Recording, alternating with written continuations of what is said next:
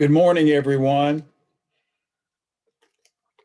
Oh, tell you, just when I think I'm getting out of the pollen syndrome, I start sneezing again. But the weather has been very nice lately. I keep harping on that because that's always a blessing.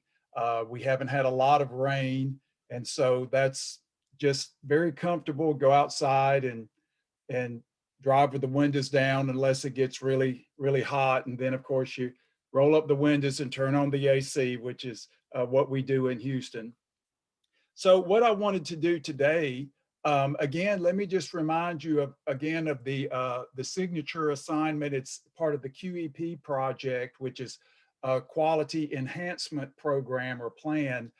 When I first started at San Jac, we had this big QEP project basically saying it's in the book. And that's why I'm always a big fan of having a good textbook for a math class, because you need that source. And now the QEP is kind of morphed into a general education project where we basically put forth signature assignments that we have in all of our core courses.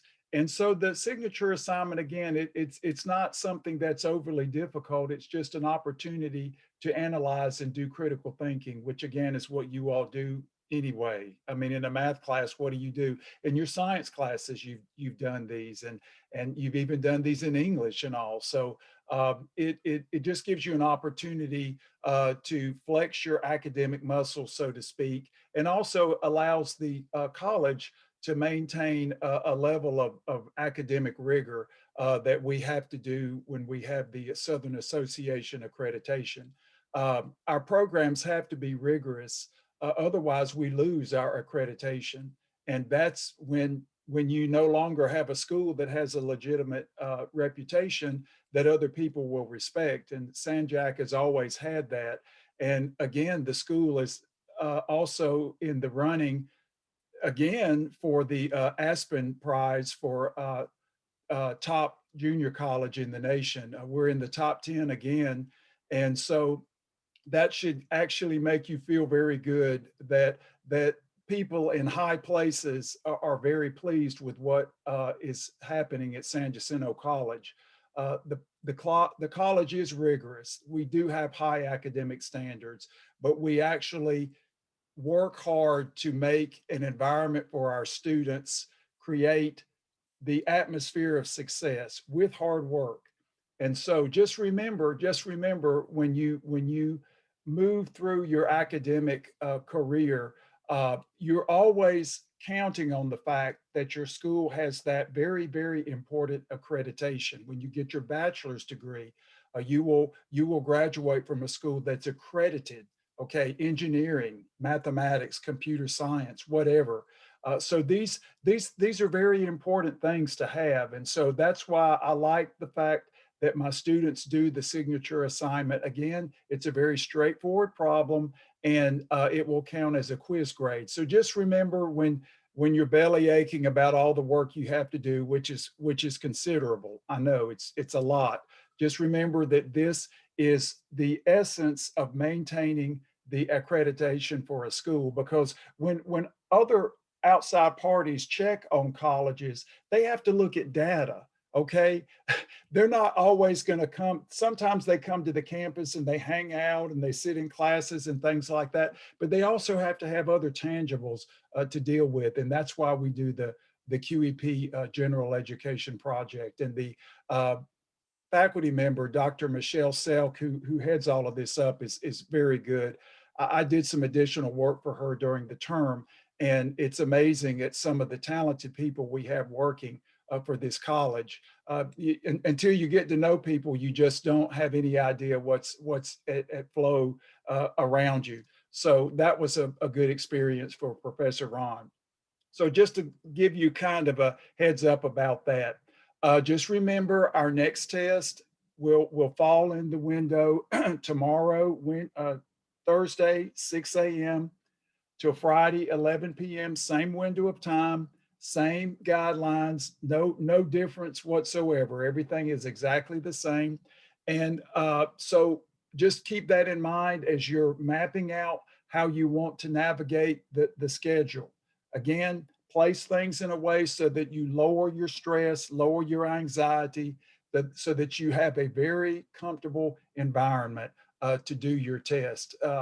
Again, online is very different because you're in charge, really. You know, when you do face to face, you go to the classroom at a prescribed time, and you know that may not be a good time for you. Maybe it's not a great day. Maybe the next day would be better. So at least with the 2-day window, I'm giving you more chance to set your schedule.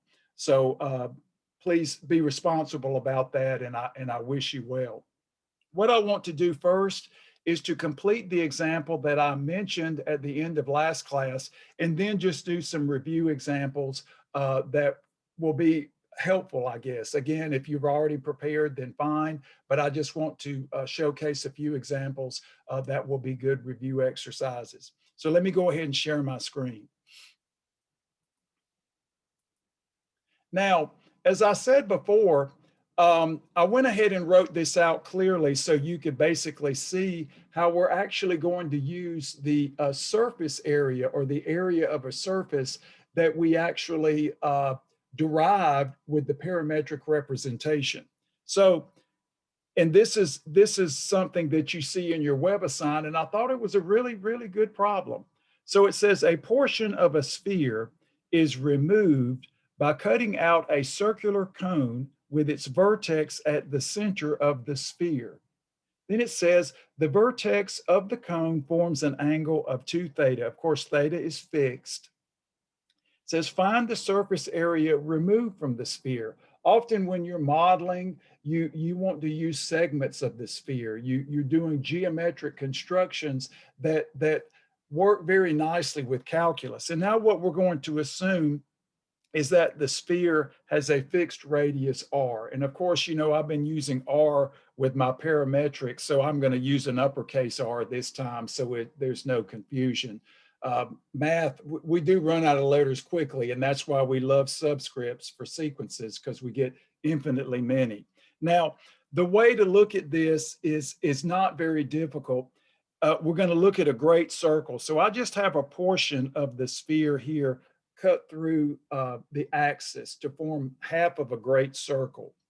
And so when we think of this circle parameterization, we can just use the standard circle parameterization for a radius r, r cosine phi, r sine phi. And of course, I'm using phi here because theta's already been taken. So we just have to choose some other letters. Now what we can see here, the way I've set this up is set up for ease, right? So you've got the vertex of the cone at the center of the sphere right here. And then, of course, we can distribute the cone so that it is in line, its axis is in line with the y-axis. And so we can bisect the angle 2 theta and get theta here and theta here.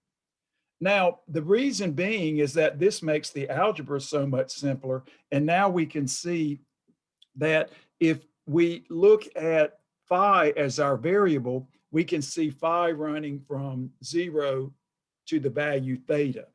So this is, I guess, the most difficult part of the problem, but it's very straightforward and very simple. So we just have to use some notation that's consistent because we're taking all the variables we normally use. Now, another thing that we want to notice here is that we're going to revolve, because we want to keep it simple, we're going to revolve about the y-axis, and then that's just going to give us the area of the sphere of the part that we're actually going to remove, this part here. So we're going to get like a partial dome.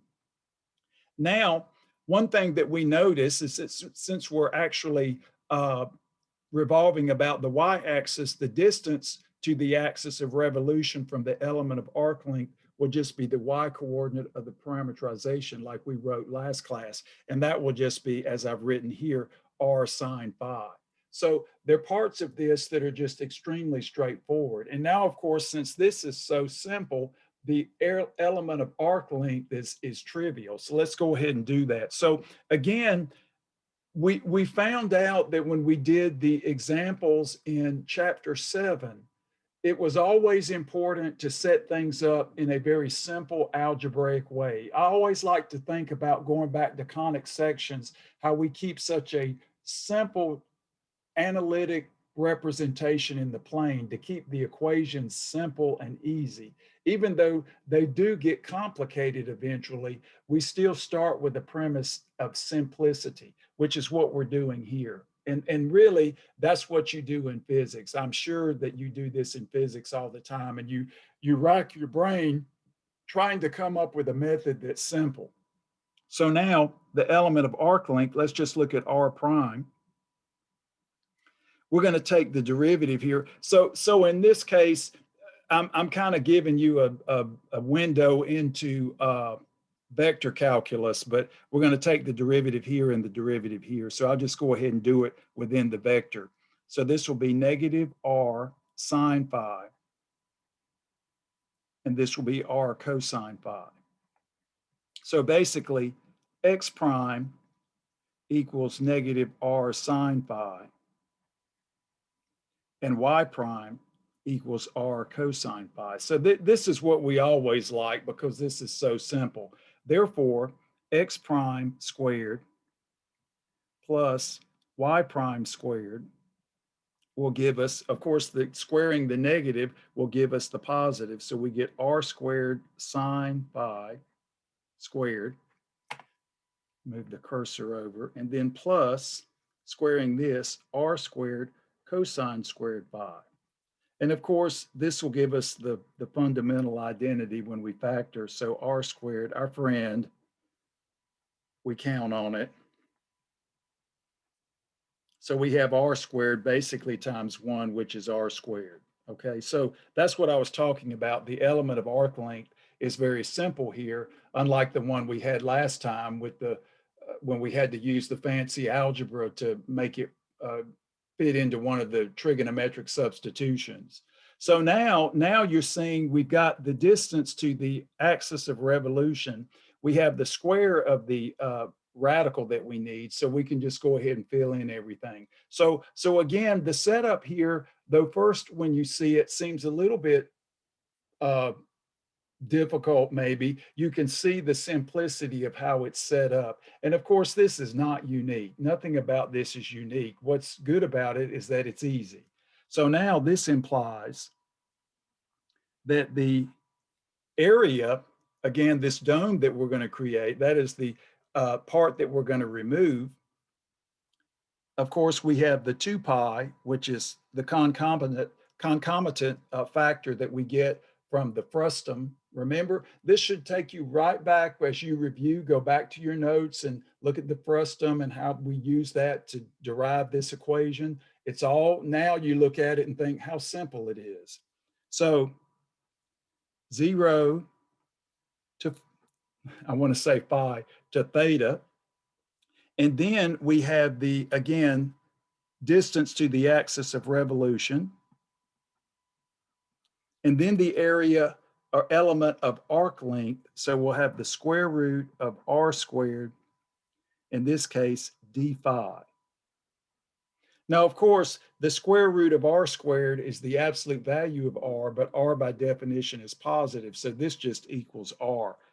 We'll just say this is the absolute value of r, which is r by definition. So this will give us 2 pi, 0 to theta. So now we've got 2 copies of r, so r squared sine phi d phi. So now we can go ahead and factor the constant here. So we have 2 pi r squared, the integral 0 to theta of sine phi d phi. Of course, this is just a nice calculus 1 integral. The antiderivative of sine is the negative cosine. So we'll just go ahead and factor the negative. So we get negative 2 pi r squared cosine phi evaluated between 0 and theta. So this is a very elegant example.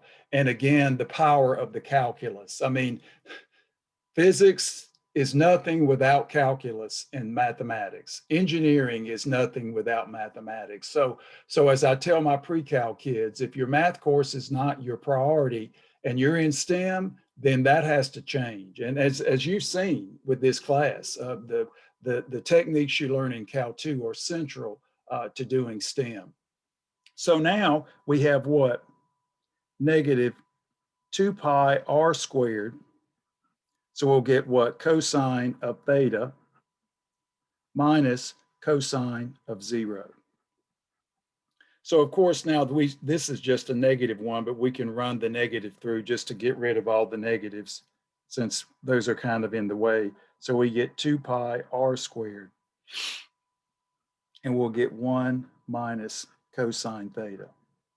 So I think of this as, you know, lots of times as engineers, you do problems that turn out to be very useful. Let me move Professor Ron over.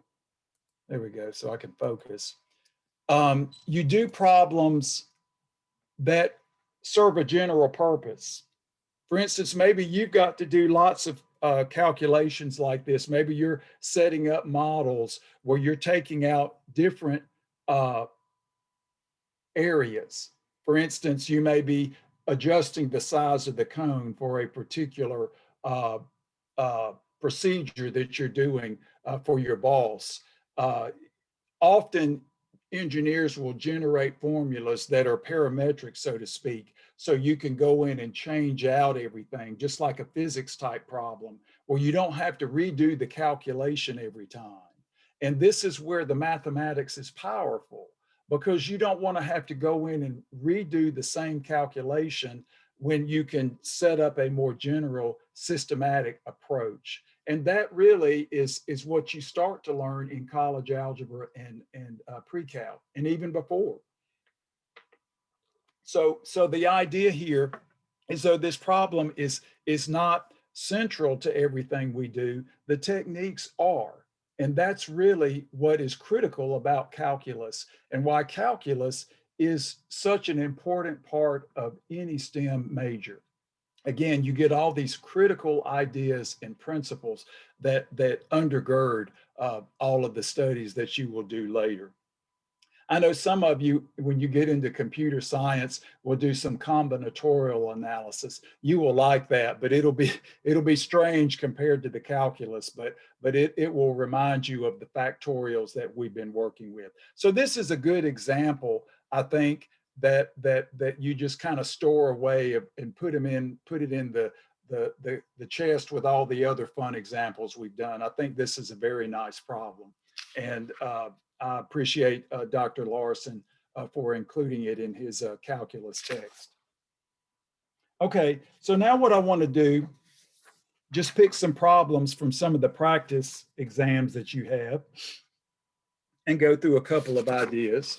Now, when the test, even though it covers the sections I mentioned on Blackboard, it can also bleed into the first 3 sections of the chapter 9. For instance, integral test, geometric, sequences, things like that. Those are all involved in what you're doing from section 9.4 to 9.10. So if you see that, don't be surprised. Certainly don't be insulted. I mean, please. The thing is that when I say that the majority of the test will cover infinite series, that encompasses everything. So if you have to use the integral test, be ready to use it. If you have to use geometric, be ready to use it. Okay. If you have to use L'Hopital's rule, be ready to use it. Okay. It's like taking college algebra and say, oh, well, I didn't think this test was going to use the quadratic formula. Ladies and gentlemen, once you learn certain monumental results in mathematics, they are assumed here and thereafter.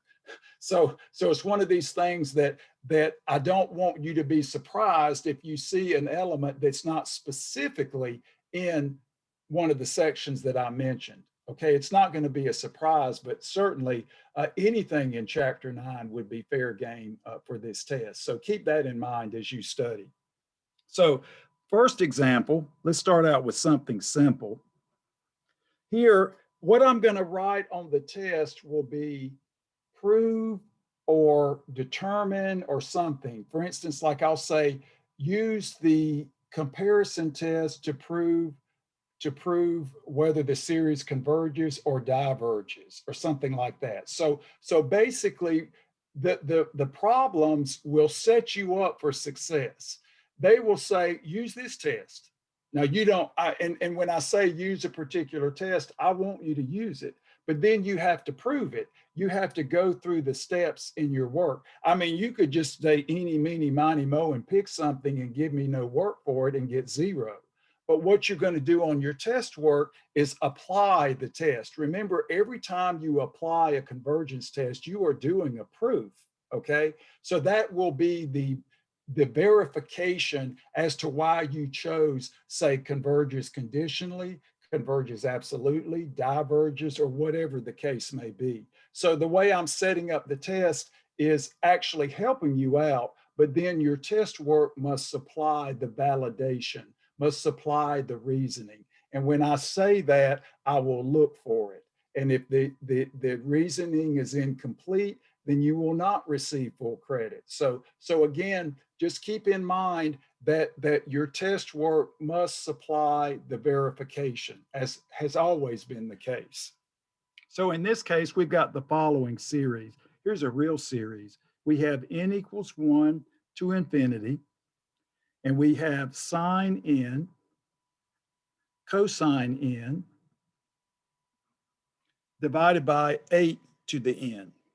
And in this case, we just basically say converge or diverge. Now, of course, if a particular problem goes into more detail that talks about conditional or absolute or whatever, then you can discuss that. But in this particular case, we may get some type of convergence that is not actually specified in the problem or asked us to do. And if you add that in your test work, that's fine. That's just icing on the cake. So all we have to do is, in this particular case, and here's what the directions say.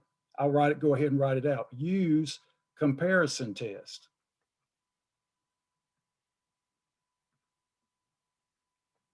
So like I've said before, if I don't specify how you're to do it, then you have more freedom. But here I want you to use this test. So now when we look at this, we're thinking, we've got these sines and cosines, and we think, well, that's really nice because we have upper bounds for those.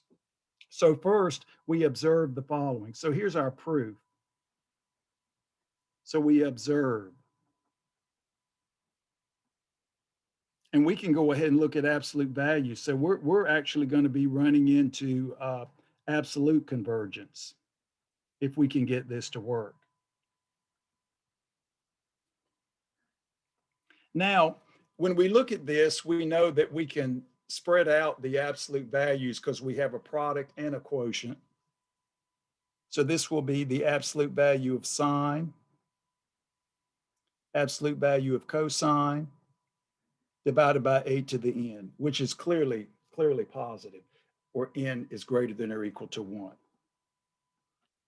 And then, of course, we have simple upper bounds for sine and cosine, which are 1. So this is less than or equal to 1 times 1, 8 over n, or just 1 divided by 8 to the n. And then, of course, this is just 1/8 to the n. So when you look at this, and this is why I like the WebAssign, ladies and gentlemen, and I was working with some of your colleagues, and I liked it one time when they were saying, well, I did it this easy way. You all just did it too hard. And we all just kind of giggled because I agreed with the student. When you're doing the WebAssign, sometimes it's just easiest just to say, you know what? This is so simple. I'm just going to do this. So you've got plenty of flexibility here. Those P series are so useful. So you can use any kind of motivation, any kind of validation that's legitimate, and it's not necessarily unique. So don't worry don't worry, oh, Professor Ron's not going to like it if I do it this way. I don't care. I tell my pre-cal kids all the time, as long as it's correct, that's fine. And if it gets the job done, that's good. Okay. So now, of course, we look at the geometric situation here. This is what I was talking about before. So we observe that this is a what? Convergent geometric series is convergent.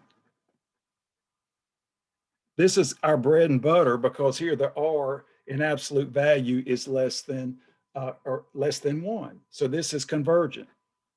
So now we have an upper bound nth term to this nth term. And of course, this is what? Greater than 0.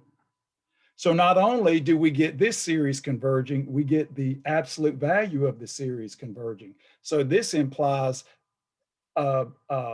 absolute convergence, which we didn't even have to answer in this question. But in this case, so this implies that this series, n equals 1 to infinity of sine n, cosine n, a to the n, converges absolutely by direct, not direct, just comparison test.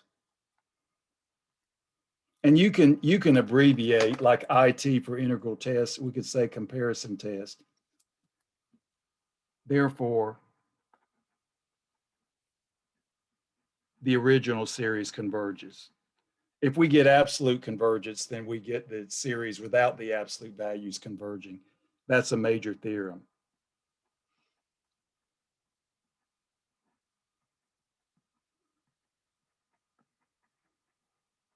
So again, when you're working through this, what would be the minimal amount? I would certainly need to see this. And if you could just say, okay, this converges. So by direct comparison test, this has got to converge and we're good to go.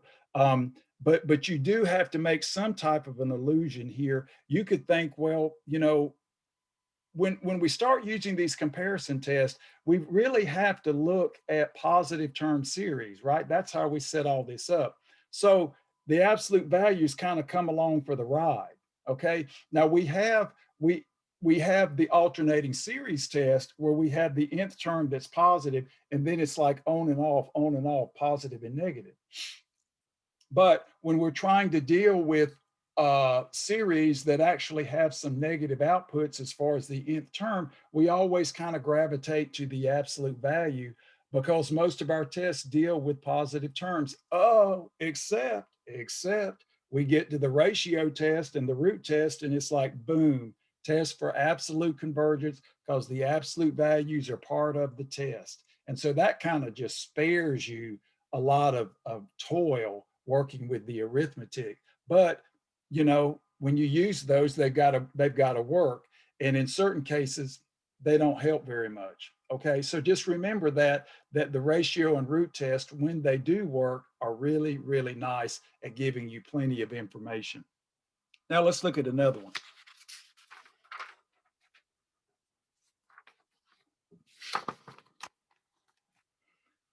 I'm just looking at some of the problems from one of the practice tests. I think this is the one off of Blackboard. I've got so many, but these are good examples. N equals 1 to infinity, and we have 6 square root n, and then we have 2n to the 3 halves plus 3n minus 4. And here it says, oh, okay, it says, so we're going to prove convergence or divergence, prove whether it converges or diverges, use limit comparison test.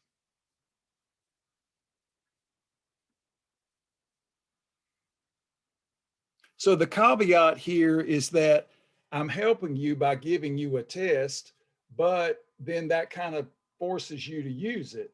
But that's good. You know, if the problem again doesn't specify, then you can do whatever, but maybe this is more of a blessing than a curse.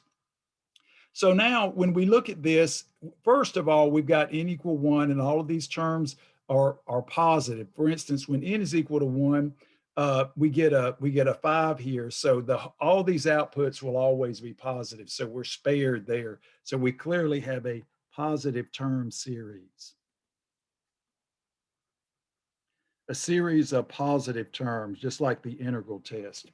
So what we want to do here is make some comparisons. Now, what we can see when we're dealing with rational expressions like this, the first thing we want to do is to see what is going to occur as n becomes large. If we can make that observation first, then we can spare ourselves a lot of toil, and then we can assign a particular comparison nth term. So this we will call the A sub n, and we want to figure out a B sub n. So again, just so we don't have to write forever, just put a box around this and say this is our original. This is the A sub n. And we need B sub n to compare. We always need a B sub n, but this case we need a B sub n to compare because we've got to take a limit, just like we had a B sub n last time, which was 1/8 raised to the n power. So now we can look at it this way. So 6 square root n, 2n to the 3/2 plus 3n minus 4. Now we can say as n becomes large, we just focus on the dominant terms in the numerator and the denominator. These have the largest powers, so they will dominate when n becomes large, and these will fade. So this will be approximately 6 square root n. And if you like, we can just go ahead and write this with a radical. This would be 2 square root n raised to the 3rd power. We'll say for large n. Very useful trick. Just you learned that in, well, pre-cal, and then you verified it in calculus 1. So now we can see, what is this equal to? Well, 6/2 is 3. And now, of course, when we look at this, one of the n's will absorb. So we get what? We get the square root of n squared. And this will just be 3/n. So we'll set this equal to the bn. Now, when we look at this, this is clearly divergent. This is just the 3 times 1/n, which is the harmonic series. So we can say, let's just go ahead and make that observation. Observe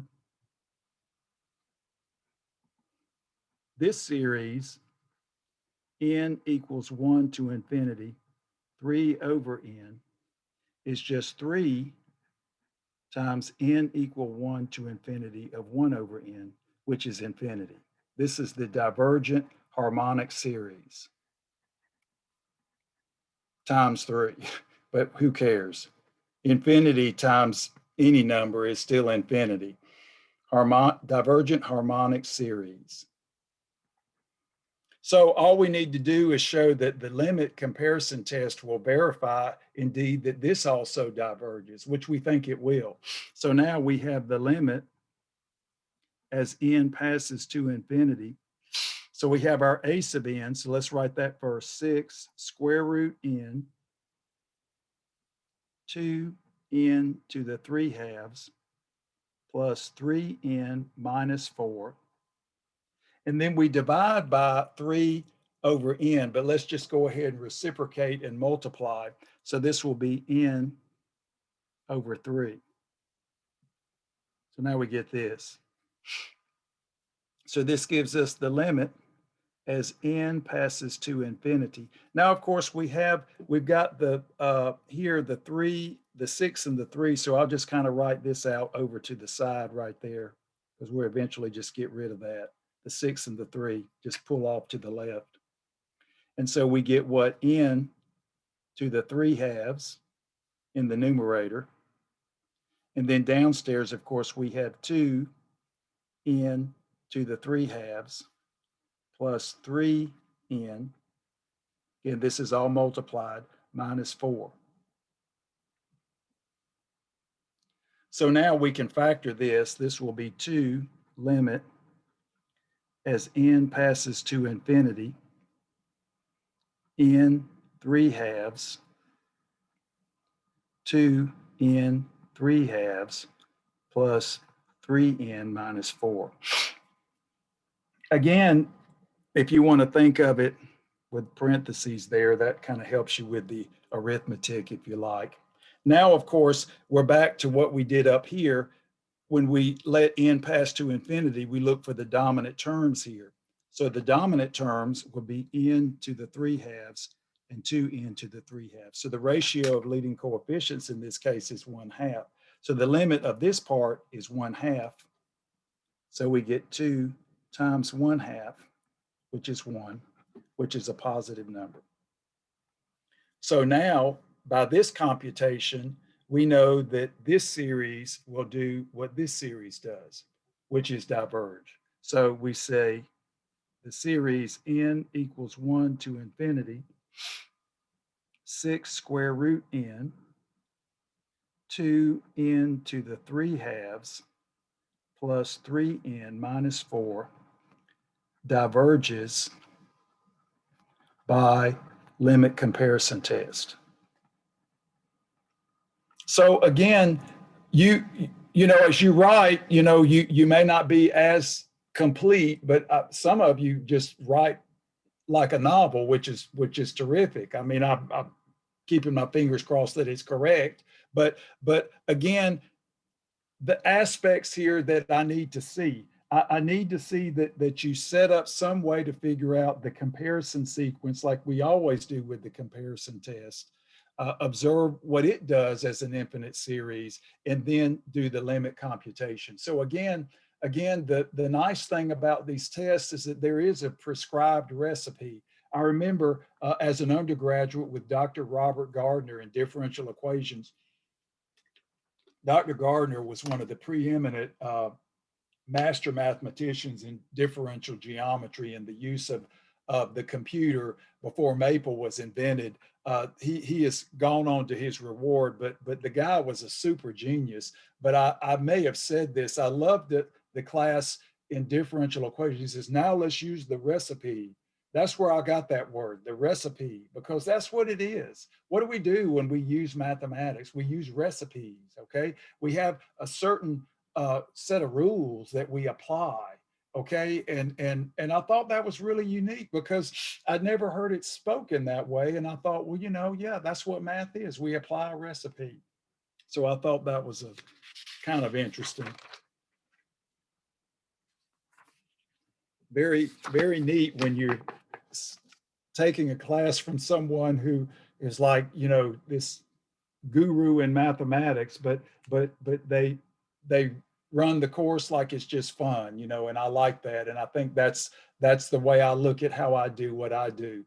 You know, if math is something everybody can do, it's difficult, but everybody can do it. You just have to practice.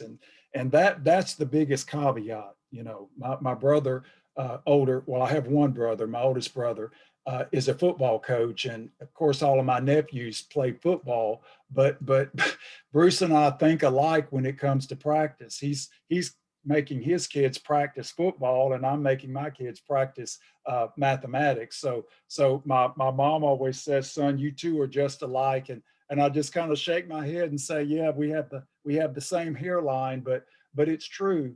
You know, once you find something you love to do, then you just say, okay, everybody, how do we move to success? We practice. So good for Brother Bruce. Now, here's an interesting problem. Let's look at this one. So we have another series and we want to determine or prove convergence or divergence. So we've got what? N equals 1 to infinity. And we have a -1 to the n. And we have 8n to the 4th plus a 1.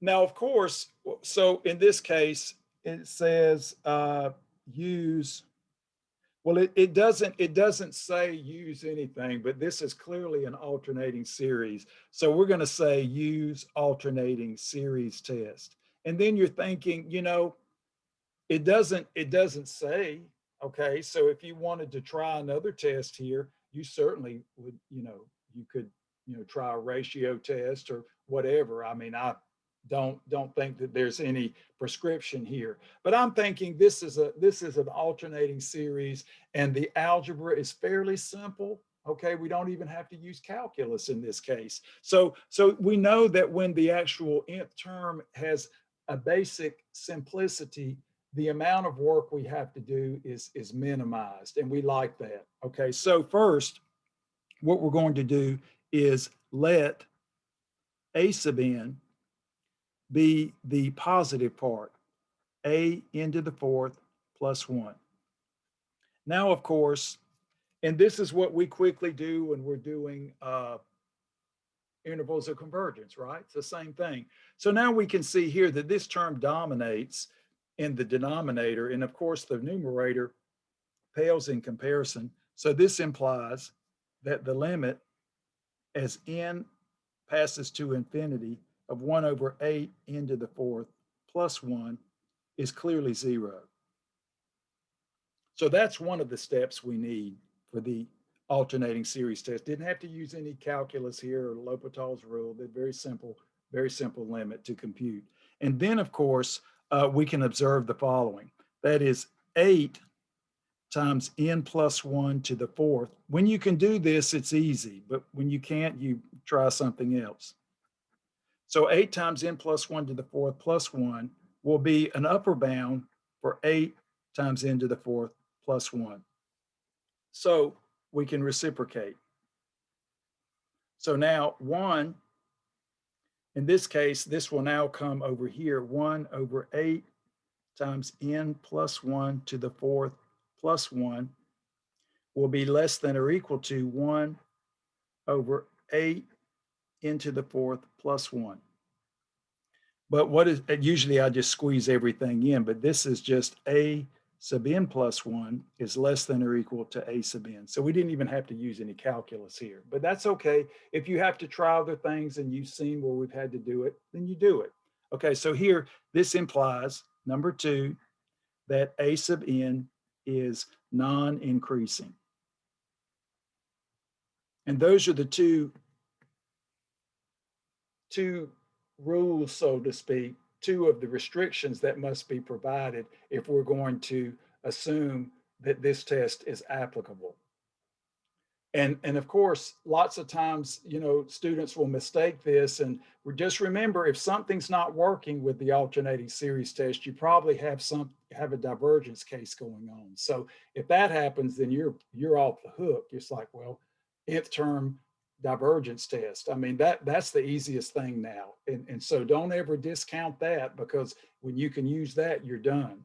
So now we can see that the given series n equals 1 to infinity, negative 1 to the n, 8 n to the fourth plus 1 converges by alternating series test. Now, I want to look at, again, if we need calculus here, use it. If you don't need it, don't use it. But don't cheat. Don't do like some of my students in the past. Well, clearly, no, it's not clear. If you need calculus, you need to use it. The algebra, sometimes you can try to do proof by contradiction. That works too, but you have to be very careful with it. Now I have an example here. This kind of reminds me of an interval of convergence. So this kind of helps us review the ratio test with the interval of convergence. So here's another example. So in this case, I'll write the power series. So we have x minus 4 to the nth divided by 6 plus 7n.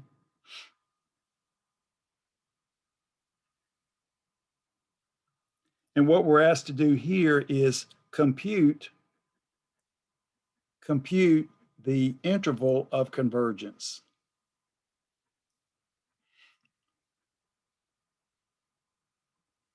Now, this gives you a good opportunity to review the ratio test, which is an essential technique. Now, of course, you can always compute the radius of convergence as a separate computation, but students sometimes would get confused with that. You can use it. You've seen it in my notes, but let's just go ahead and apply the ratio test and move this problem forward. So now we have the limit as n passes to infinity. So now we'll replace n with n plus 1. So we have x minus 4 to the n plus 1. And we have 6 plus 7 times n plus 1. And now we reciprocate. So we have x minus 4 to the n and 6 plus 7n in absolute value.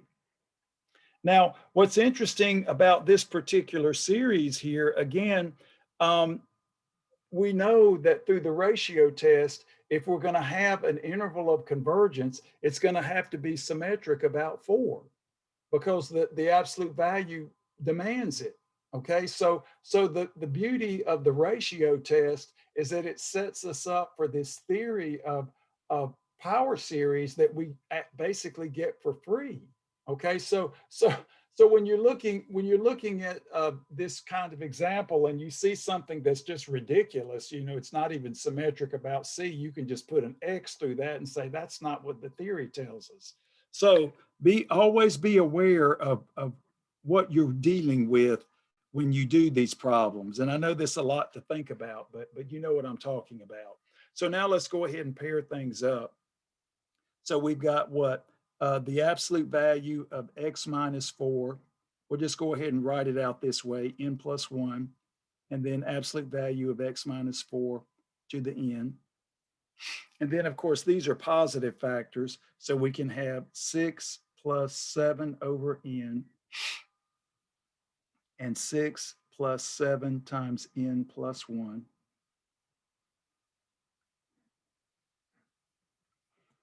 And now, of course, all these will absorb except for one copy of x minus 4 to the first power, which is independent of n. So we get x minus 4 limit as n passes to infinity of 6 plus 7n. And now we have 6 plus 7 times n plus 1. Now, when you look at this and you think, and I'll say this, when it comes to examples like this, again, just let the algebra do all the work for you, and that makes it pretty simple. So notice here in this particular case, when we look at the limit here, this is just like we've been doing. We look at the dominant terms.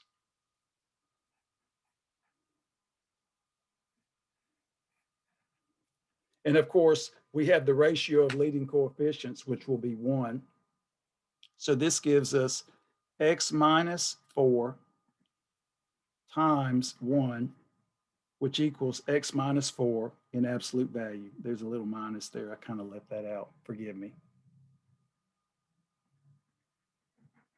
And then, of course, for convergence, this must be strictly less than 1. So what we see here is that, of course, now the radius of convergence is clearly 1, and this is by the ratio test.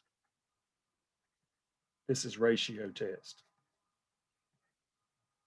And then, of course, now we have our conjunction. So equivalently, -1 is less than x minus 4 is less than 1. So we can add 4 to everything. So we have -1 plus 4 less than x. And then we have 1 plus 4. So this gives us an open interval, in this case, of 3 to 5. So the theory will give us these values of x for which this series converges absolutely. So we remember this is absolute I can remember when I was lecturing, I said, oh, it converges, but we get the absolute for free because of the absolute values. That comes for free. And again, that's very important.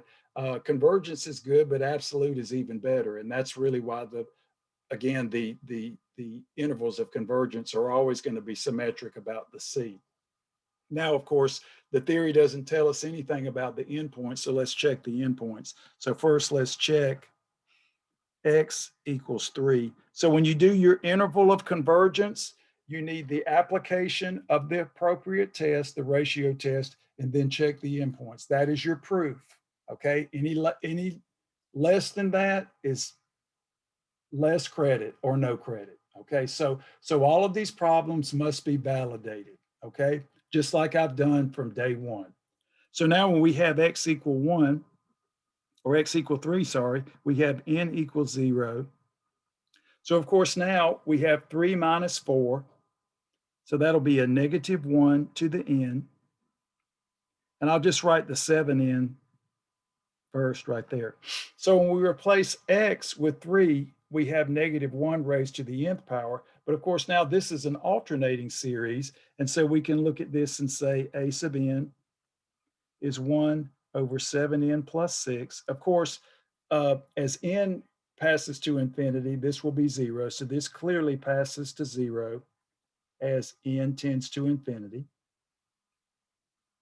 And also what we can see very simply is 7 that we saw up here. 7 times n plus 1 plus 6 is greater than or equal to 7n plus 6 if and only if 1 over 7 times n plus 1 plus 6 is less than or equal to 1 over 7n plus 6, which basically says that a sub n plus 1 is less than or equal to a sub n. So again, easy computation here due to the simplicity of a sub n. So again, this implies a sub n is non-increasing. Okay, so this implies series converges by alternating series test. So again, when you do the interval of convergence, this kind of covers all the bases. You don't really have to go back and practice the ratio test. If you have a problem like that on the test, it's a freebie because this covers all of that in complete detail. So in this case, this says that we include 3. So we will include 3 in the interval of convergence. So now check x equals what? 5. So now, of course, you can see that we're going to get a quite different picture. 5 minus 4 is 1. Excuse me. And 1 raised to the n by definition, well, just by definition, not so much definition, by properties of real numbers, is just 1. So we have 7n plus 6. Now what we can do in this particular case, if you like, we can use the limit comparison, or we could use integral test. Integral test would give us divergence. Limit comparison, we could compare to 1 over 7n if you like. So in this particular case, let's just do integral test just for fun. So here we'll say f of x equals 1 over 7x plus 6. And here we will say, and all we need to work, we don't care about the 0. We're just going to say x greater than or equal to 1 because one term, who cares? So now here, of course, this is always positive for these values. So this implies, number 1, that f is positive. We get that. 2, it's the ratio of 2 continuous functions. So by Cal 1, and we have f continuous, again for x greater than or equal to 1. And what we need now is decreasing. So we can say f of x equals 7 x plus 6 to the negative 1. Therefore, f prime equals negative 7x plus 6 to the negative 2 times 7 by the chain rule. So this gives us negative 7 over 7x plus 6 quantity squared, which is clearly less than 0. Again, when x greater than or equal to 1. That's all we need. So we get the third part. So the hypotheses are satisfied. But now you know what we're going to get. But this is good practice reviewing improper integrals. So now we can say the integral test will say that since these hypotheses are satisfied, that the series will do whatever the improper integral does. So now we look at 1 to infinity of 1 divided by 7x plus 6 dx. But of course, we just need to make this table ready. First, we'll just use the definition, then we'll make it table ready. So we'll have the limit as b passes to infinity of the integral 1 to b. And now, if you will, we'll do, let me do this, 1, 7x plus 6, 7 dx, and then I'll pay for it by just pulling the 1/7 out here. So this is table ready. This is just du over u. So this will be 1/7 times the limit as b passes to infinity of the natural log of the absolute value of 7x plus 6, evaluated from 1 to b. So this is good. I kind of slammed you with the integral test, so I'm using it here just to review it. So now we get 1/7. Now, of course, as we, and let me not try to jump to the finish line. We need our limit. We need to apply the fundamental theorem. B approaches infinity.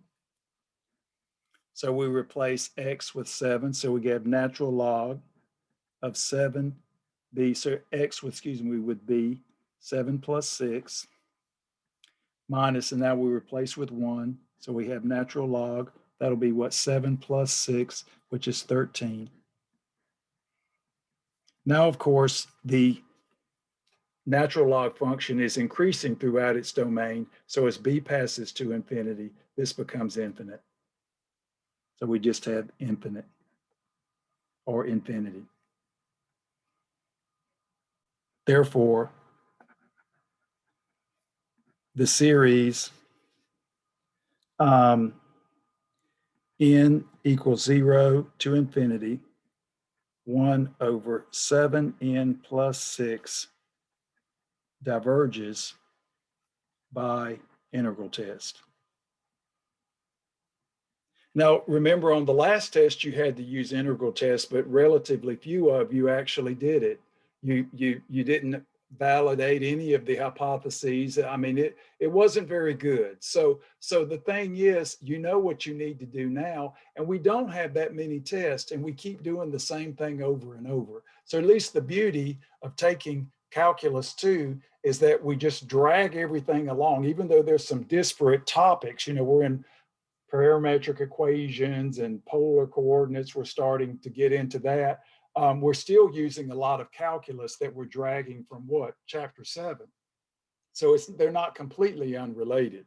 So now this means exclude x equals 5. So now this implies interval of convergence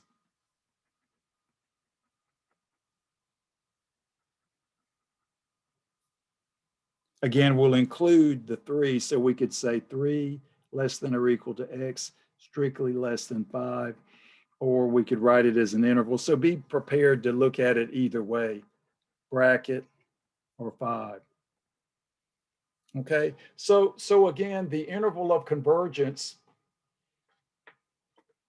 is a standard computation. Again, I keep talking about this when you get to differential equations and you solve higher order linear differential equations with variable coefficients, you will use power series to solve them. And so the solutions will be written in terms of power series. So you get all this stuff we're doing now is just going to come right back, and you're going to review every bit of it, and you're going to see how much help the Cal 2 and Cal 1 are in solving differential equations. It's just again, all the recipes are already built in.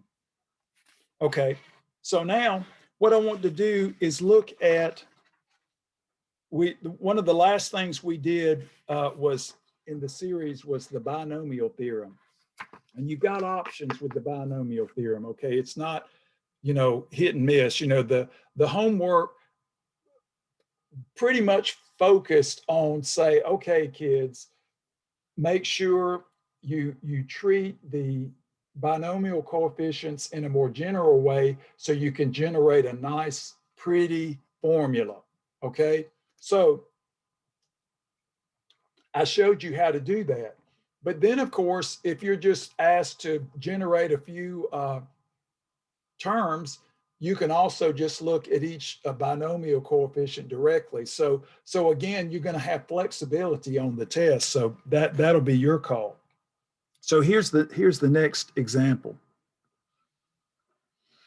So we have f of x equals 1 minus 8x to the 1/2. Now I recall that I showed you 1 times 3 times 5 to 2n minus 1. This is 2n factorial divided by 2 to the n times n factorial. That's a nice little formula for that finite product of odd natural numbers. And this you can prove by induction. I mean, it's amazing. I mean, that's a really nifty little formula. And so, like I was saying before, sometimes when you're trying to get a nice formula, you need to use this. So let's practice getting a nice formula. And then I want to practice just manipulating binomial coefficients. So this is more complicated than what we've been doing just because there's more stuff. But it's certainly not difficult to the point that it's impossible to do. You have all of these ideas that you learned in pre-cal, and now we're just extending them to these crazy powers here. So we have, again, what we have to remember is our form looks like this. So this will be 1 plus negative 8x to the 1/2. So remember, our function has to look like this. So that's the new x, so to speak. So now by the binomial theorem, and then of course, this works, from -1 to 1, and then depending on the value of k, we can include, and this is one where we can actually include. Because I gave you those convergence theorems and all that. But I'm not going to beat you up so much about that. I just want you to be able to generate some terms and get a nice formula. So by the binomial theorem, this will be, now remember, we're going to have n equals 0 to infinity. And then we've got our k, which is 1/2, and then n. So that's the flip, I keep saying, of pre-cal. And then we have, in this case, negative 8x to the n.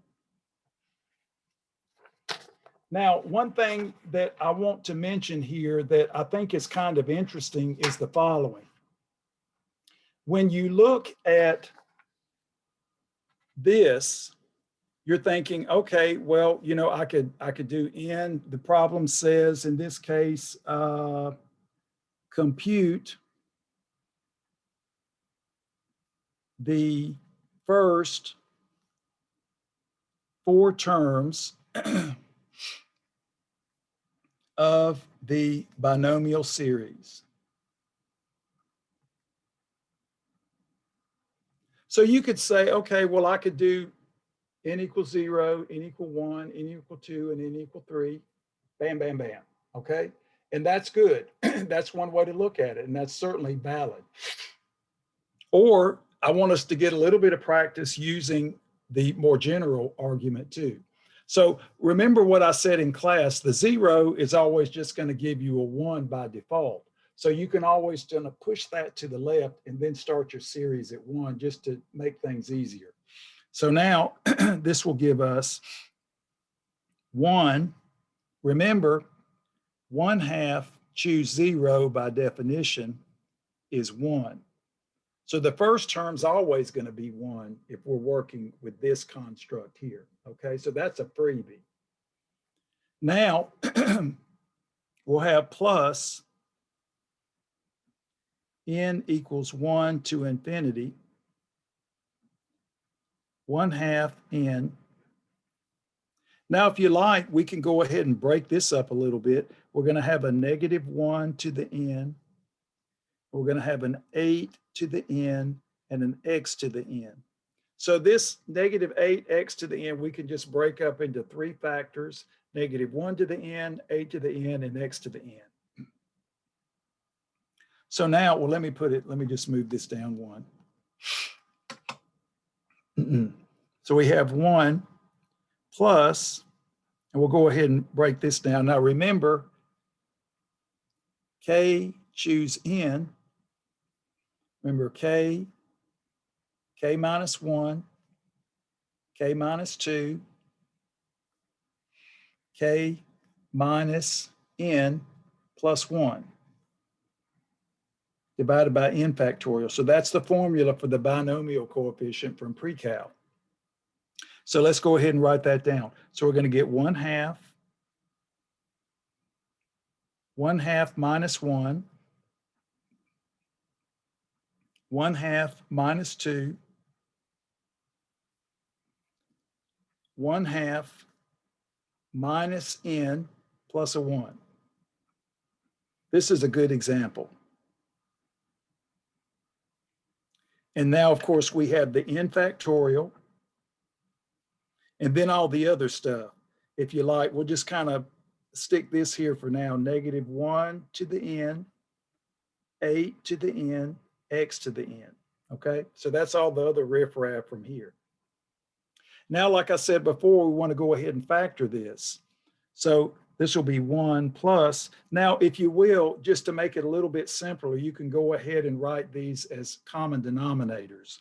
So we have n equals 1 to infinity.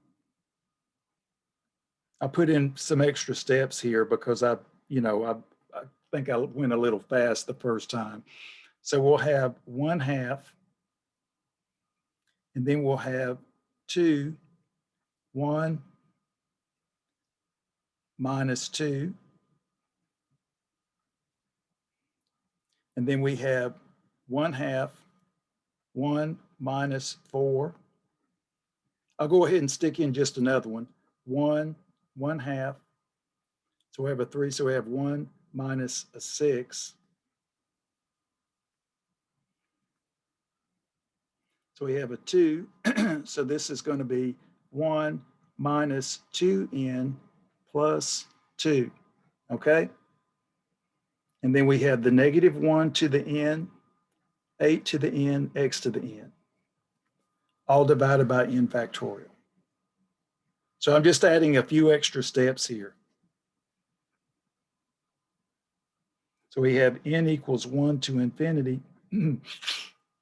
Now, when you look at this, notice this gives us n total factors. Here we've got n minus 1 factors that all have a negative in them. So we're gonna factor out those negatives. And of course, notice for all these n factors, we have the 2 in the denominator. So I'm gonna bring this one up front, right over here, bring this up front, -1 to the n. And now, of course, out of n minus 1 of these, we're gonna have a negative. So we're gonna say -1, n minus 1, and factor all of those. And first, I'll go ahead and say, okay, this gives us the 1 over 2 to the n. We've got that at n of these, right? And then here, these have all been factored. So I'm going to flip them around. 2 minus 1, 4 minus 1, 6 minus 1. And then this is going to get flipped around. So notice this is negative 2n plus 3. So that's going to be 2n minus 3. All right? All divided by n factorial. And then we have the 8 to the n, x to the n. I think the first time I did this, I went kind of fast. And I wanted to take this time just to go a little bit slower so you can see everything. All right? So now you can see we're generating this formula right here, but we've left out a factor, so we'll fix it. So I want you to be able to do this, because when you get to differential equations, you're going to need to know how to do this. So this will be 1 plus, and let me move this up a little bit. There we go. You can see it. So we get 1 plus, so we have n equals 1 to infinity. And now notice this will give us negative 1 to the 2n minus 1. And then, of course, here there's the 1, 3, 5, etc. 1 times 3 times 5, dot, dot, dot, 2n minus 3. Now I'm going to leave a little space for now. And then the 2 to the n comes downstairs with the n factorial. And now what I'm going to do is I want to use my nice formula just so you can see how this works.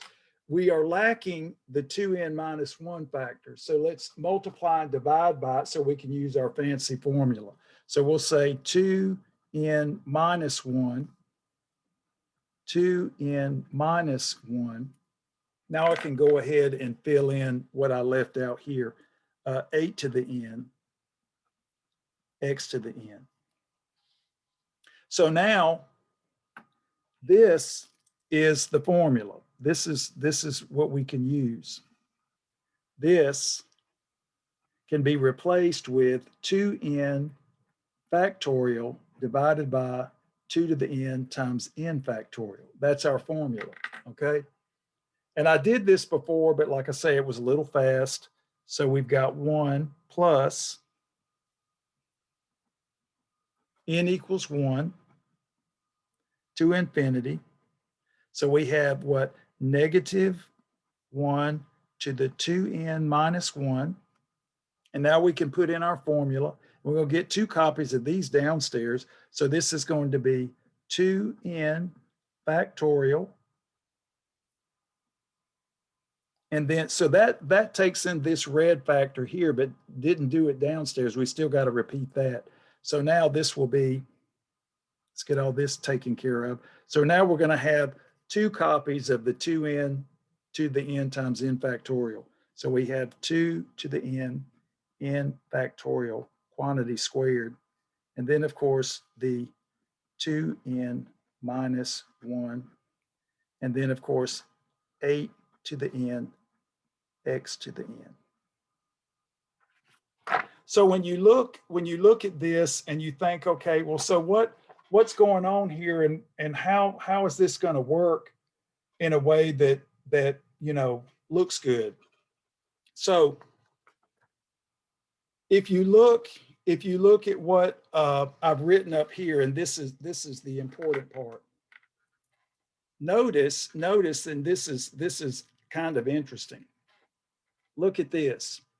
We've spent a lot of time on this. Now, remember, we always talk about parity when we do these. Notice, and I'll say this, observe. This is very important. 2n minus 1 is odd for n greater than or equal to 1. Okay? So this, and I didn't pounce on it early because we had other things to do. That's a negative. This is always negative. Negative 1. Okay? So now when you actually write your formula, this will be 1 plus, well, and now I'll just factor the negative. 1 minus n equals 1 to infinity. This has been extracted. Now we can write all the riffraff here. So if you like, we'll have what? 2n factorial 8n xn, and then 2n n factorial quantity squared 2n minus 1. So I was looking at the practice test that I'd written, and this is actually how I'd written it in the solution. Now, notice this gives you this. That is, what do we start with? This is 1 minus 8x to the 1/2. So this is what you had to do in your WebAssign. And this takes time, and this particular one is more meticulous or more difficult because we have to adjust so many things. And I didn't skip any steps this time. And then plus, we got to make an adjustment for the fact that we don't have that factor here. So we have to repair it. Now, what you can do at this point is now run through 1, 2, and 3 and use this formula. Also, you can also just manipulate these guys and work it out. Okay, so you have two choices. So if you're running out of time on the test and I don't ask you to actually give me this, okay, then you can say, well, this is fine. I needed to do this for WebAssign. But if you're just asked to find some elements, you can just use the binomial coefficients directly, which again will save you time. So let me give you an alternative method. So again, this is the complete solution. So this is method 1. And now, if you were just saying you got a problem on a test that says generate, a few coefficients. Of course, when I write up solutions, I will usually write both. But let's now look at this with method 2. Method 2.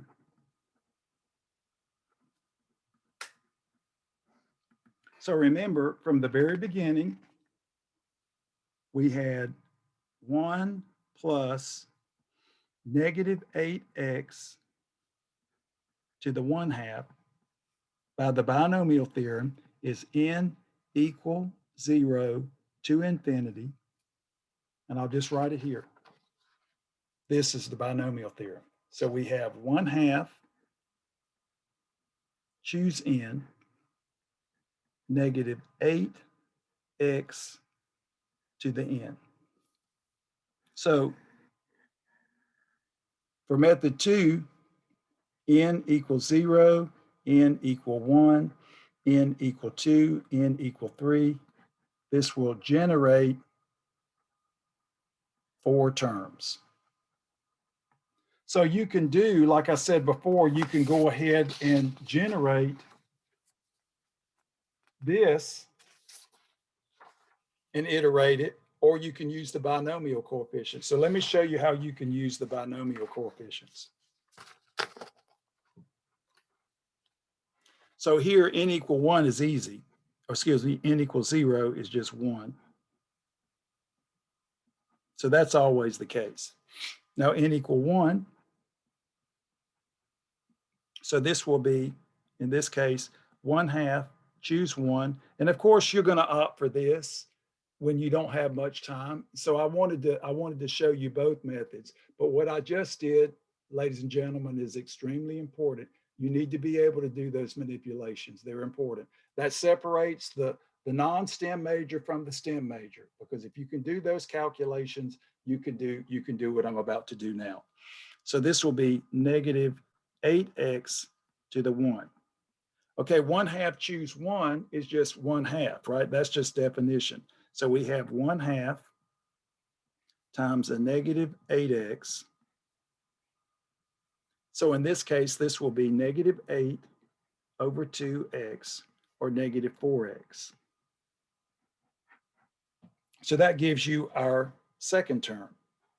So you're thinking, oh, I like this method, Professor Ron. So I wanted to show you I mentioned this in lecture, but that this is where all the action is. And of course, when you do presentations, you need to present this, but you're on the test and you want to get finished. So now 1/2, choose 2, negative 8x squared. Okay, so now we'll use the definition of binomial coefficient like we did here. So we have 1/2 minus 1 divided by 2 factorial. And then, of course, here we've got 2 copies of 8, and the negative absorbs. So this is 8 squared x squared. So let's go ahead and reduce this. So this will be 1/2 times a negative 1/2 divided by 2. And then we have an 8 times an 8 times an x squared. So of course, this will come downstairs. We have 3 copies of 8, 3 copies of 2 with a negative. So this will be negative 1/8 times 8 times 8x squared.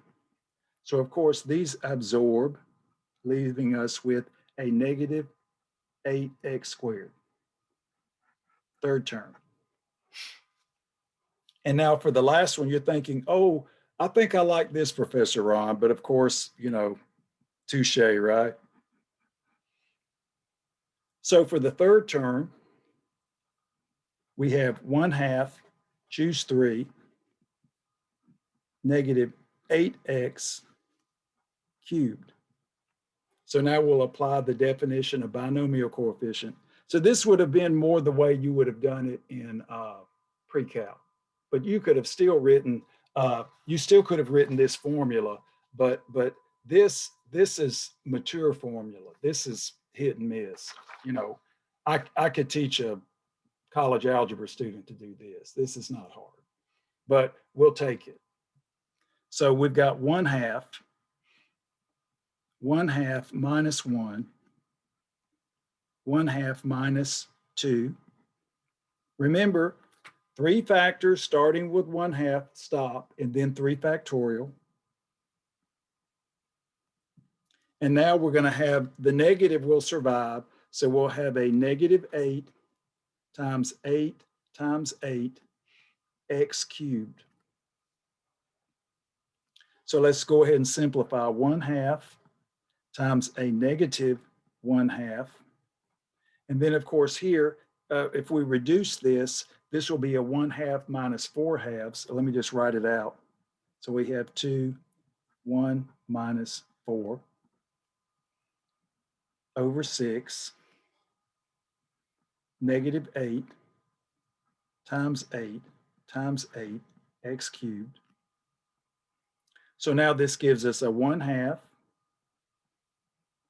negative 1/2, and then of course that's a negative 3/2, negative 3/2. 3 factorial is 6, 6, negative 8, 8, 8, x cubed.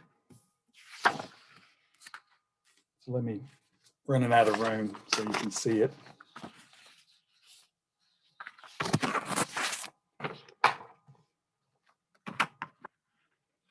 There we go. So now this will give us, again, these will collapse. Again, this will give us a negative, negative, which is positive. So that 3 copies of 2 will come downstairs. So that'll give us an 8 times a 6. And then, of course, the 3 survives. And then we have a negative 8. We have an 8, 8, and an x cubed. So now these absorb. So this will give us a negative 3 times, and we'll do it this way. We have what? 2 times 4 times 8 x cubed. And here we have a 2 times a 3. So absorb, absorb. And so we have the negative 4 times 3, excuse me, 4 times 8, which is a negative 32 x cubed.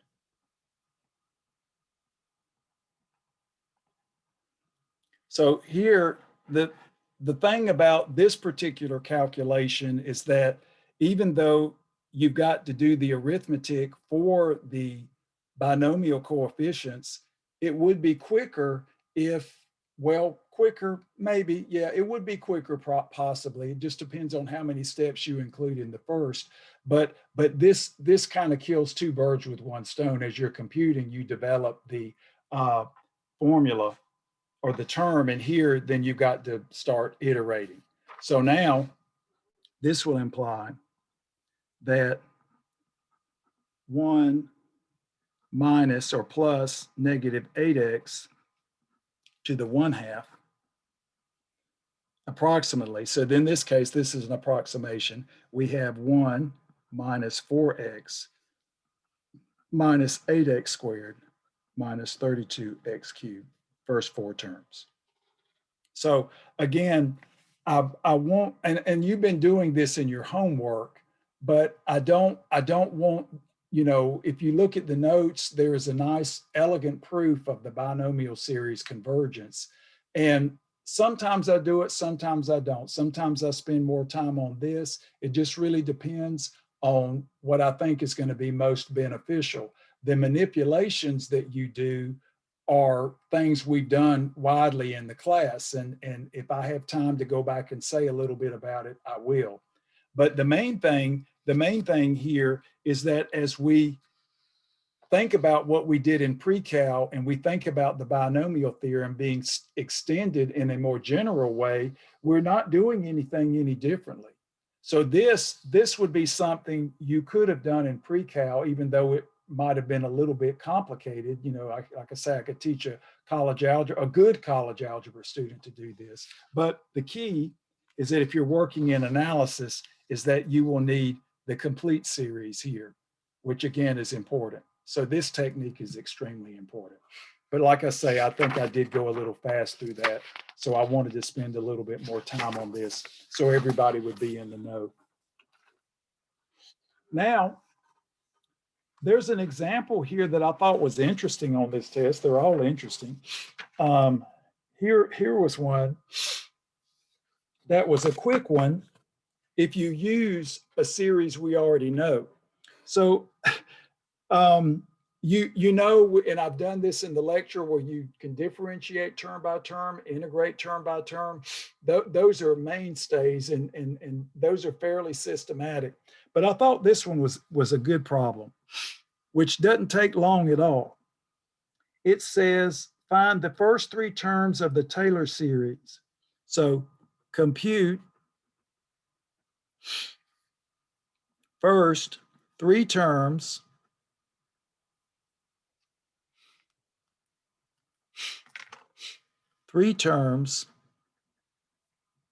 of the Taylor series. This is where you use the power of our cheat sheet of the Taylor series, excuse me, in x minus c. And in this case, we have sine x is our function, and c is equal to pi. Now, the thing is, you're thinking, oh man, I gotta compute all of this and do my coefficients and whatever. And I told you this. You're thinking, I could do that. You're thinking, if I don't figure it out this way, I could just start taking derivatives and I can evaluate them at pi and check it off. Okay, no big deal. And if that's the only thing that you can get in your brain at the time, then there is nothing wrong with that. But we do know one thing that's very important. First, we want to observe. In this particular case, that sine of x minus pi. because we need to do this. So what is this, at least in terms of trigonometry? Well, this is the difference formula. Remember, this is sine x cosine pi minus sine pi cosine x. Of course, sine of pi, that's where sine 0 at the quadrants, on the x-axis. That's 0. And of course, this is what? -1. So we get negative sine x. So if we want to write sine in terms of powers of x minus pi, we can do it with this identity. And remember when I used we use this with the power reducing to write cosine squared, just using the power reducing and the formula, Maclaurin series for cosine. So this is what I'm talking about. Now, the other method is fine. And like I say, students will just opt for that because they missed something or whatever. But clearly, when we were doing the geometric series problems, we were using the fact that we knew about the geometric series. We were using the fact that we had integral formulas that related to the geometric series sum, and that would force us to differentiate or integrate. And then we produced all these wonderful series for free. Okay, so now we say, observe again, observe sine x has a nice Maclaurin series. This is n equals 0 to infinity, -1 to the n, x to the 2n plus 1 divided by 2n plus 1. This is where calculus becomes combinatorial because we get all these factorials. So when you look at this, it's like, okay, well, now I can get sine x is the additive inverse of this, and I simply just replace x with x minus pi, because this is good for all real numbers. This is x element of r. That's what's so nice about sine x, cosine x, and e to the x. They're good. Their convergence interval is infinite. Okay, so how nice is that? So this implies that now sine x, I'm putting a lot more detail here because I would like you to remember this. This is a good technique. Equals negative sine x minus pi. So now we just have the negative of this series with x replaced with x minus pi. So we get negative n equals 0 to infinity, -1 to the n, x minus pi, 2n plus 1. So we can shift things like we're doing in college algebra and in a way that's legitimate. So now, if you like, we'll just do n equals 0. So of course, when we have n equals 0 here, we're just going to get a negative. Now, I think what's important here and what's interesting about all of this is that when we do this, we're seeing how everything that we did before is coming back into play, and that we don't forget anything. We don't forget anything that came before. Now, if you like here, you can just forget about this negative for now and run it through because we only need 3 terms. So here's what I'll do. I'll just pull the negative out right here, and we'll just do this. So for n equals 0, we're going to get -1 to the 0, which is 1. I'll just write it out, -1 to the 0. That's going to be 1 by definition. And here we just get what? First power. So x minus pi, first power. And that just leaves what? 1 factorial downstairs. Okay. So that's n equals 0. Now we have what? N equal 1. So now we've got plus -1 to the 1, x minus pi. So we have 2 plus 1, 3, and 2 plus 1 factorial, 3 factorial. And then for n equal 2, Again, we have -1 squared, x minus pi. Again, we have 2n plus 1, so that'll be 4 plus 1, which is 5. And here, of course, we have 5 factorial, 4 plus 1 factorial, 5 factorial. And in this case, we just needed 3. So let's finish it. So now we can just run the negative through. Here, of course, this will just be negative x minus pi. And you don't have to make this beautiful. You don't have to reduce it. Just keep it in this form. And here, notice we have the negative negative. So this will be plus x minus pi cubed over 3 factorial. And here we have the positive times the negative. So we have minus x minus 5. Now, of course, remember that time when I spent all that algebra to make it descending and all beautiful, and you all probably thought, well, he's crazy. Okay, well, you know, when you're trying to get in and get out, that's fine. There might be situations where reducing something is extremely important. But here you can see that we have a setup that's ready to go. Now, of course, if you expanded all of this, that would be quite toilsome, as we saw that time that I did in class. But this will be more than sufficient, especially if you need to do approximations. So the beauty here is that even though this requires work, it's not as much work if you start from scratch. But then you're thinking, well, I can knock off those derivatives. Those are easy derivatives, and then I can evaluate. So you might look at this and say, well, you know, by the time I figured this out, I probably could have done the other. And maybe true, because the balance is like, okay, one or the other would be fine.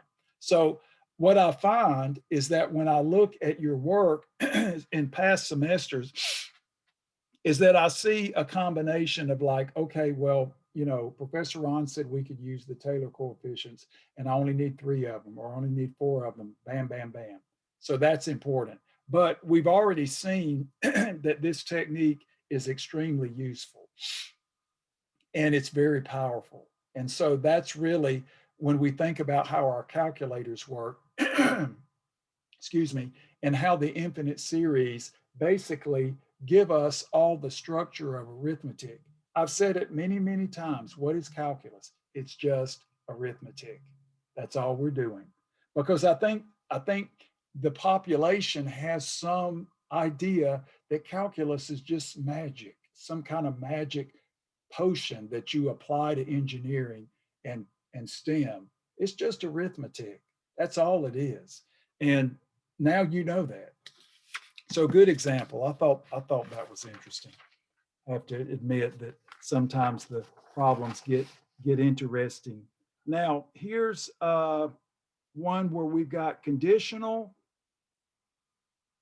absolute, or nothing. So let's try one of these. Now, of course, the techniques where you manipulate the geometric series, you know, where you make everything look like 1 over 1 minus x, that's important, but I've beaten that to death. Okay, so be sure that that's something that you can do. You know, and remember the alternating series, the error is no bigger than the first neglected term. That's the easiest theorem we have. And it is a miracle worker because it doesn't take much work at all. Now, of course, I did do some examples with the approximations with the remainder, with Taylor's theorem and all of that.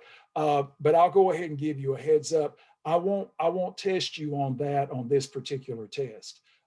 It is an important technique, and I spent some time on it, but it's not something that I consider to be the most important part for this test. I'm trying to keep the techniques that I'm asking you to do very general. Now, I will say this, and this is a big heads up. Remember how I divided to get the Maclaurin series for secant? We did it 2 ways.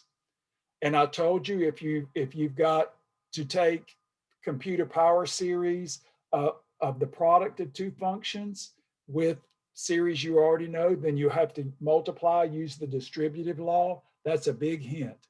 Okay, so when we divided polynomial long division, you can take two series, and you can start marking them off and multiplying. I've got an example in the Blackboard notes where I've got like e to the x times sine x with the same technique. Please look at that. That's an important technique, and you will see that again. So the idea here is that I don't want you to think, I don't want to have you lose sight of your ability to do mathematics. What we're seeing is that the power series are just glorified polynomials, okay? They're just infinite polynomials. So all of the techniques that we know about polynomials, we use with the power series. I mean, it's the only reason that we can work with them at all, if you think about it. Now, here's another example. I don't usually do that. I must just be in a good mood, ladies and gentlemen. So good for you all. Now, here's another series. Let's look at this. So we have n equals 1 to infinity. We have -1 to the n. And we have 6n cubed plus 5. And then we have 3n to the 9th plus a 9. So what I've tried to do is hit on some techniques that are standard, but that may always, maybe start to lose a little favor with you because you get a little bit rusty. So this is what I'm trying to focus on, at least with the problems that I picked from this practice test. Now, here what we want to do is prove the following. Do we have conditional, absolute, or divergence? This is actually a good question because we know that these are all tied up in how we actually analyze this. So this is like the first one. Even though we got absolute convergence for the first one, we didn't look at it this way, except for the fact that since we were using the comparison test, we had to focus on a positive term series. Here, they're just saying, okay, do what you need to do.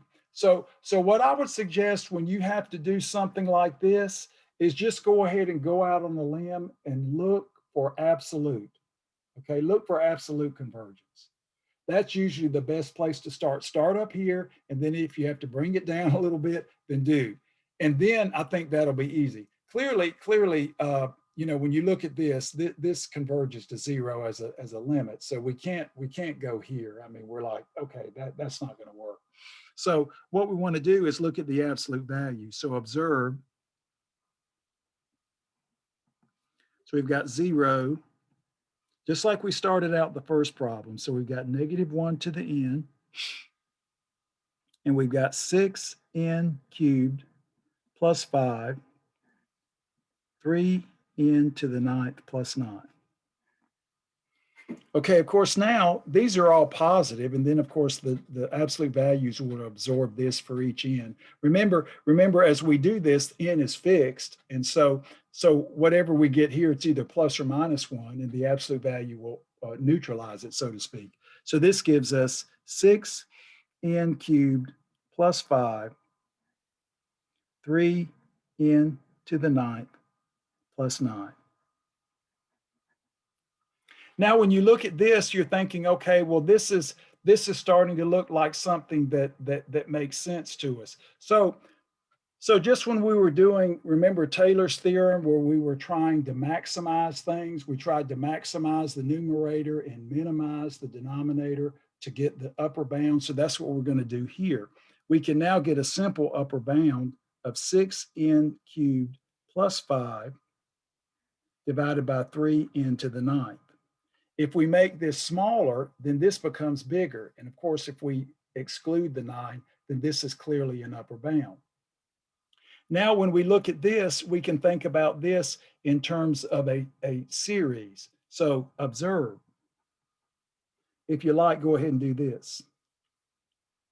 So we'll have 6n cubed over 3n to the 9th plus 5/3 into the 9th.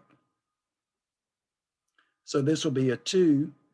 Of course, this will give us a 6 here, plus 5/3, and I'll just write it like this, 1/n to the 9th. And if you like, let me go ahead and do this the same way. Make a point here. That's 1 and that's a 2. Okay? So observe.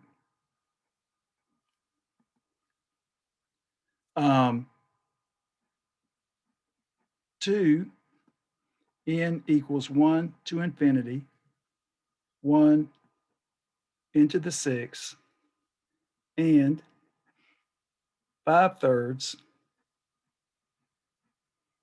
n equals 1. Kind of look at this a little bit differently, 1/n to the 9th. This is a convergent p-series. This is a convergent p-series. We can say both converge as p-series. So this is like basic. This is like simple. But see, that's just it. Sometimes the easiest stuff eludes you. Now, there's one student in the class, and she knows who she is. She always gets this, and that's Lucinda. She'll say, "Oh, it's easy, Professor Ron. I can do this." And I'm always amazed at how she analyzes so well. Now, she would get this.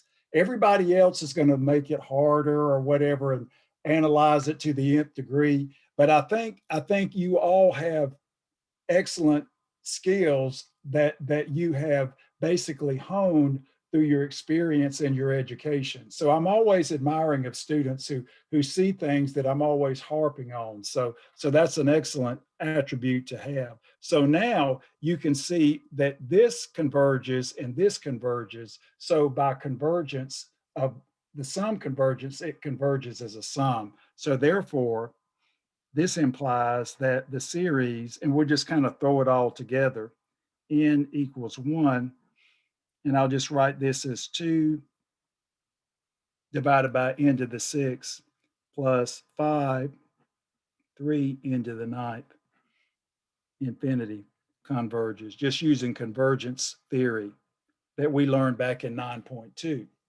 Okay, so now we can look at this and we can say, in this case, that this by comparison, so this is our a sub n.